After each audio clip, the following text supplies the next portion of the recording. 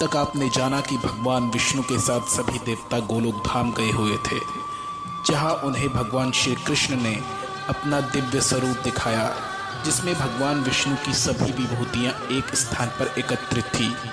तभी देवताओं ने देखा कि आकाश तत्व को चीरकर एक दिव्य रथ गोलोक धाम के स्थल पर आ रहा है। अब देखिए आगे।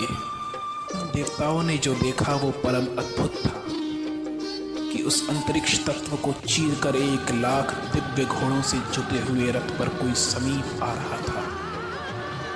उसके विशाल रथ पर हजारों बंदर भालू बैठे हुए थे। उस विशालतम रथ में हजारों चक्के लगे थे, जिनके घर्षण से मेघों के समान भयावनी गर्जना होती थी।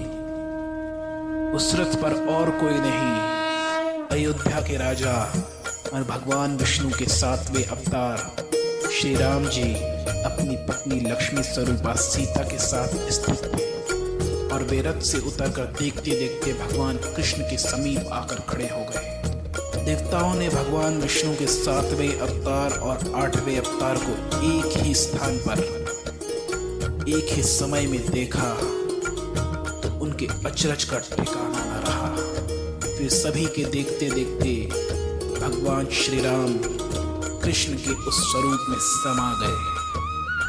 तदैव चागतः साक्षात् रामो राजीव लोचनः धनुर्बाणधरः सीता शोभितो भ्रातर्बिभ्रतः। फिर देखते देखते विष्णु भगवान के सभी अवतार, अंशावतार, पुनरावतार, आवेशावतार एक ही स्थान पर एक समय में देवताओं के सामने जमा हो गए। हजारों करोड़ों विष्णुओं की भीड़ लग गई। उन सभी के मध्य में गोलोक धाम के वासी कृष्ण ने अपना विराट और विक्रमी रूप दिखाया।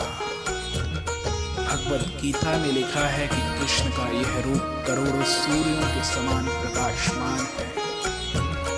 इसका कारण ये है कि इस स्वरूप में भगवान के सभी अवतार, सभी अंश, सभी तत्व और सभी विग्रह एक साथ मिले हुए हैं। ऐसी कथाओं को अश्रद्धावान मनुष्य झूठी बता दिया करते हैं, किंतु वो कृष्ण के उस विराट स्वरूप को झुठला नहीं सकते जो भगवत गीता में स्वयं भगवान कृष्ण ने अर्जुन को दिखाया है। वह रूप जो देवताओं को भगवान कृष्ण ने दिखाया था, वो केवल देवताओं के समझने के लिए सीमित था। अन्यथा भगवान विष्णु का वो विश्व रूप अनंत, अशेष और अगणित है।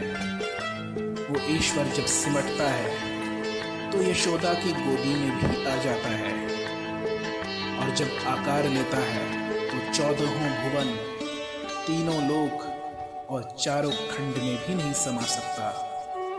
इसलिए विष्णु को वेदों में निराकार कहा गया है कि जिसका कोई एक आकार नहीं होता। वही भिन्न भिन्न कल्पों में कभी यज्ञ वराह, कभी नरसिंह नारायण और कभी श्री राम एवं कृष्ण बनकर प्रकट होते हैं, और हजारों बार उनकी लीलाएं परिलक्षित और अदृश्य होती रहती हैं। तब तब उस कल्प अथवा उस सृष्टि के वाल्मीकि और वेदव्यास पुराणों और इतिहासों में उनकी कहानियां लिखते रहते हैं। हमारी कथाओं का आधार कोई कल्पना नहीं, बल्कि वेद, पुराण, तंत्र, उपनिषद और संहिताएं हैं। जैसे कि आज की कथा गर्ग संहिता पर आधारित थी।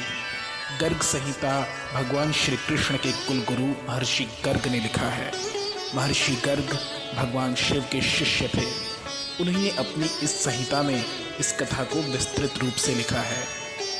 अगले प्रकरण में जानेंगे कि क्यों पुराणों, रामायणों और भागवतादि ग्रंथों में आपसी मतभेद है, क्यों इनकी कथाएं आपस में समानता नहीं रखती, और क्या कहा है महर्षि काकभूषुंडी ने योग वासिष्ठ रामायण में समानांतर विश्व में घटित दैवीय घटनाओं के बारे में। जानेंगे अगले प्रकरण में विस्तार से, सिर्फ और सिर्फ सागर बड़े के साथ।